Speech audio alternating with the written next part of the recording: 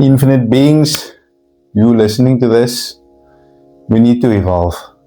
We really do need to evolve our consciousness, our energy. What is consciousness?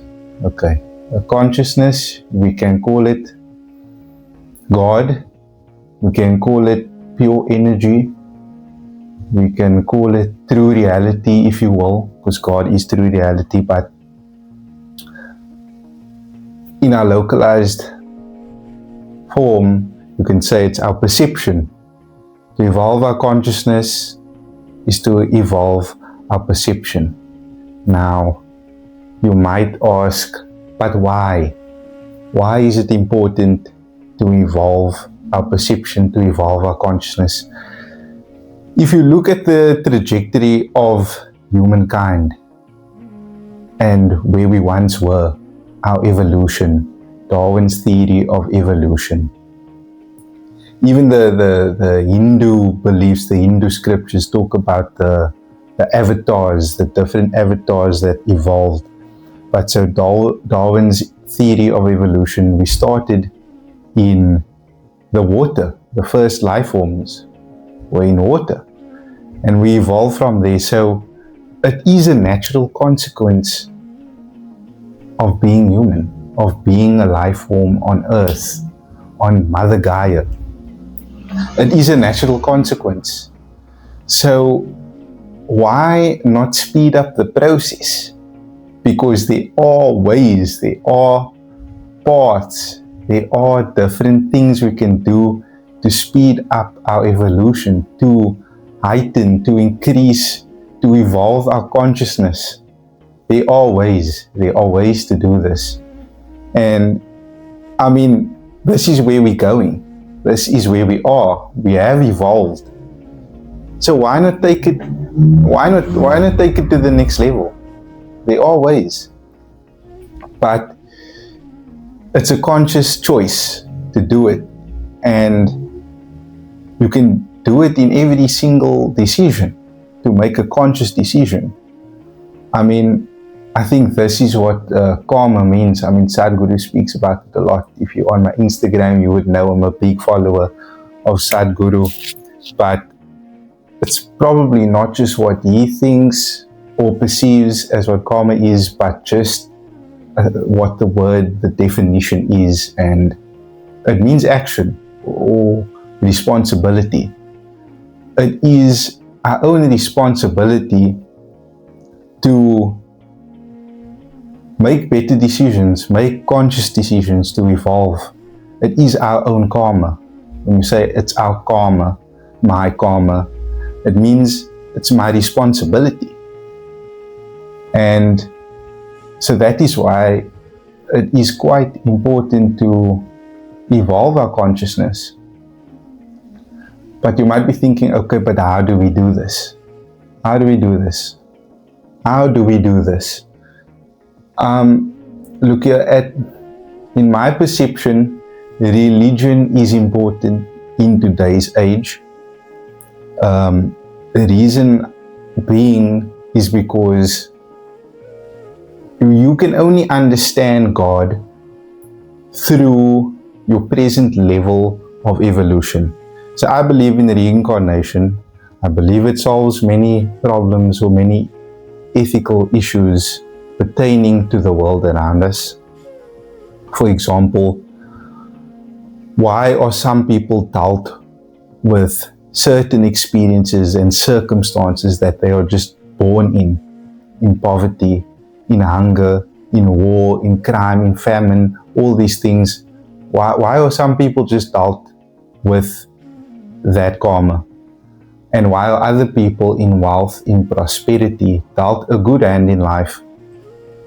And so, if you think of reincarnation, maybe it's because in a previous lifetime, they did something hideous, they did something bad, or they did something good, and it built up, and in your present lifetime, you are now given better circumstances, or given circumstances that you created in the past that is bad.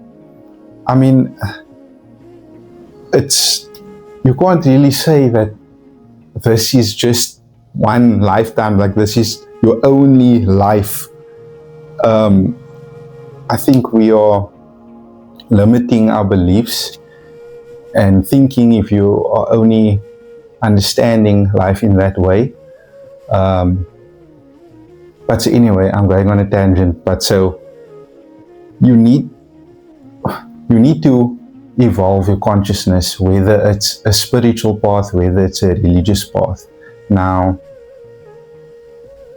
as I said, you can only understand God in your present state of evolution. Let's say you were a Christian in your past life and now you're a Christian in this life. You can only understand God in that way, because that is the only way that you can perceive God. You can't now go on a total different path, different deviation, and believe in another thing. You wouldn't be able to understand it. So religion is important, because let's say you're a Christian watching this, right, or a Muslim, and I now tell you, listen, you are God, or like you have psychic abilities, or you can leave your body, go to astral realms and all these things. It will be totally out of your scope of understanding. You can't all of a sudden just adopt that understanding and go with it. It'll be totally out of your framework of understanding. So if you can only understand God through the Bible or through the Quran or through any other type of religion, then you should do it. You should go with that specific religion, because that is the only way that you can perceive God and get closer to God. And I do think there's an element of grace that God bestows upon us when it is our time of death, that if you're a good Christian, if you're a good Muslim, if you're a good Jew or Hindu, whatever, that you would be entered into the gates of heaven, or evolve and emerge with God, or in the next lifetime, have better circumstances and experiences. And that is why I'm not against religion, because people can only understand the spiritual, only understand God in their understanding. And so I'm not against religion and people who follow a certain religion. It's only when we get to aspects of, you'll suffer for eternity for not believing in my certain religion, or go to hell, and that's where I'm like, okay, but I do believe if you were a good religious person and followed to the best of your ability what that religion is teaching, but without saying, oh, this religion's the only way, you go into hell, whatever you believe in doesn't make sense, it's not the truth, then I totally agree with it. However, there are other ways of getting to know God, of understanding God. And this is just because, like for myself, and I'm sure there's many other people, spiritual people, woke, we have a different state of evolution. I'm not saying it's a higher state or lower state. I'm just saying that there are other ways to perceive God. And that is what, like in my understanding, that the yogic scriptures are saying, and they are talking about meditation and yoga.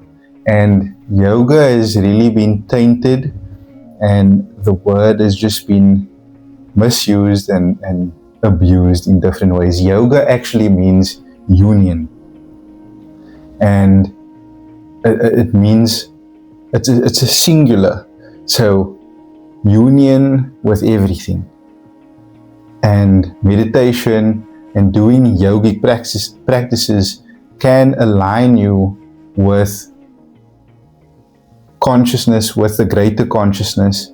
And they say that certain yogic practices, stretches and asanas, they call it, can align your inner geometry with the outer geometry of the cosmos. So you become in sync with the cosmos itself. And it's all here. It's all here. There are many paths to God. There are many paths to evolution. An important thing that I've done in my own life, and I feel like other people can also adopt this as well, if you don't really agree with a certain religion. There are universal truths. There are truths that correlate through different religions, and it's universal. There are universal truths. And so I've taken these universal truths and applied it to my own life, and it's benefited me greatly. Can definitely say I'm a better human being, an improved human being in my own life, in my daily tasks with other people, just by abiding in these universal truths and implementing it in my own life. But beyond that, also just doing certain practices and doing certain activities in life to enhance my perception, to enhance myself physically, emotionally, mentally. Meditation, and exercising and bloody just hiking and doing things, and also being conscious of those universal truths within the different religions. And so yes, it is time for us to make it our karma, make it our responsibility to evolve our consciousness. And we can do this in every single moment. In every single moment there is an opportunity to evolve. Every single moment God is calling us home to make a better decision. And it is time that we do this. We as humans in this present state right now, we have that power within us to evolve and to make a conscious decision in every moment. So it is time. It is time. But yes, infinite beings, it's been a good one. Namaste.